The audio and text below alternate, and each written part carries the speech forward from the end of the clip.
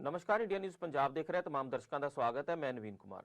Delhi NCR ਦੇ ਵਿੱਚ ਹਵਾ ਪ੍ਰਦੂਸ਼ਣ ਨੂੰ ਲੈ ਕੇ ਅਕਸਰ ਕਿਸਾਨਾਂ ਨੂੰ ਦੋਸ਼ੀ ਠਹਿਰਾਇਆ ਜਾਂਦਾ ਹੈ, ਪਰ ਹੁਣ ਇਸ ਮਾਮਲੇ ਦੇ ਵਿੱਚ ਅਜਿਹੇ ਤੱਥ ਸਾਹਮਣੇ ਆਏ ਨੇ ਜੋ ਇਸ ਧਾਰਨਾ ਨੂੰ ਗਲਤ ਸਾਬਤ ਕਰ ਰਹੇ ਨੇ।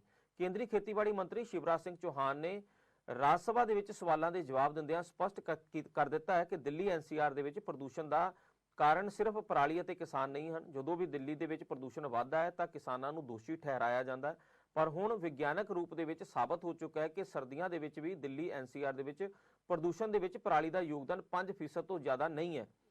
ਖੇਤੀਬਾੜੀ ਮੰਤਰੀ ਸ਼ਿਵਰਾਜ ਸਿੰਘ ਚੌਹਾਨ ਨੇ ਦੱਸਿਆ ਕਿ ਪ੍ਰਦੂਸ਼ਣ ਉਦਯੋਗਿਕ ਇਕਾਈਆਂ ਅਤੇ ਵਾਹਨਾਂ ਤੋਂ ਨਿਕਲਣ ਵਾਲਾ ਧੂਆਂ ਹੀ ਇਸ ਦਾ ਕਾਰਨ ਹੈ, ਪਰ ਹਰ ਵਾਰ ਕਿਸਾਨਾਂ ਨੂੰ ਬਦਨਾਮ ਕੀਤਾ ਜਾਂਦਾ ਹੈ, ਜਦਕਿ ਸਿਰਫ ਕਿਸਾਨ ਹੀ ਇਸ ਦੇ ਲਈ ਜ਼ਿੰਮੇਵਾਰ ਨਹੀਂ ਹਨ।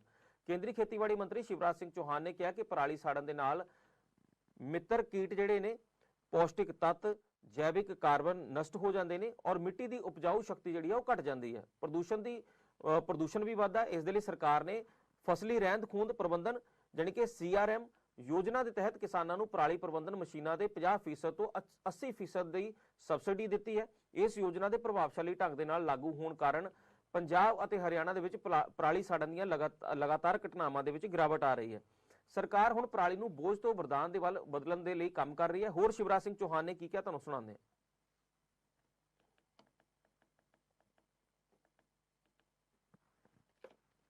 राहुल गांधी लगातार झूठ बोल रहे,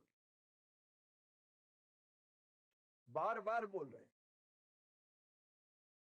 बेशर्मी से झूठ बोल रहे हैं और वीडियो से भी उनका झूठ साफ नजर आता है। झूठ बोलकर किसानों को गुमराह करने की असफल कोशिश कर रहे हैं, देशवासियों के बीच भ्रम पैदा करने की कोशिश कर रहे हैं।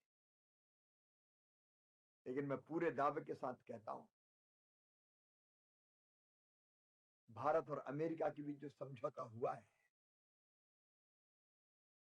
उसमें देश के हितों को सर्वोपरि रखा गया है। हमारे MSME, हमारे स्टार्टअप्स, हमारे किसान, हमारे कारीगर, हमारे मछुआरे, सबके हितों की पूरी तरह से रक्षा की गई है। राहुल गांधी बार बार सेब की बात कर रहे हैं।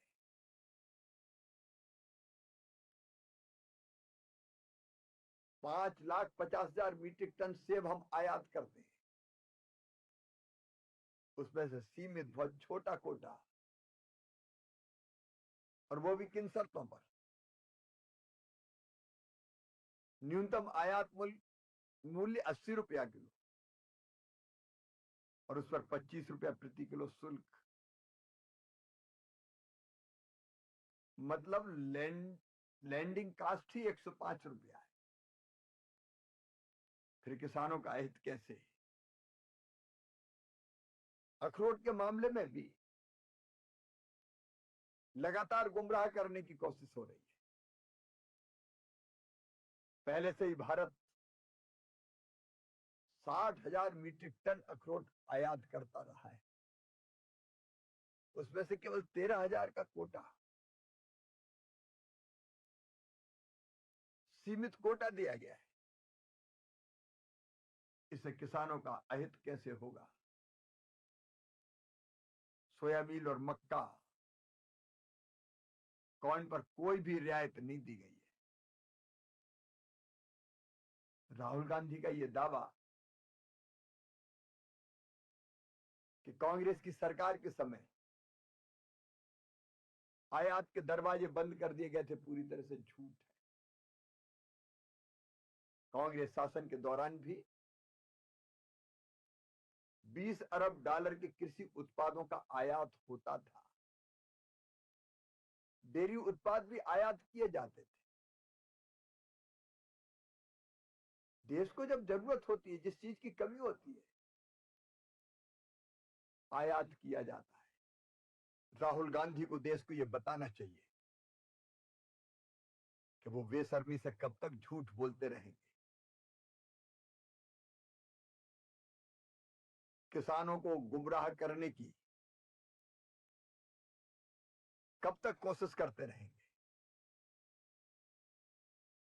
किसानों के साथ उनका ये व्यवहार बहुत दुखद है और उनकी झूठ की राजनीति का पर्दाफाश हो गया है। प्रधानमंत्री नरेंद्र मोदी जी का हर पल हर क्षण किसान और देश की सेवा के लिए समर्पित है। उन्होंने किसान के कल्याण की अनेकों योजनाएं बना के उन्हें लागू कर किसान की जिंदगी बदली है और आगे भी किसानों के लिए, उनके हितों की रक्षा के लिए और आत्मनिर्भर और विकसित भारत बनाने के लिए वे काम करते रहेंगे। पंजाब भाजपा की सीनियर आगू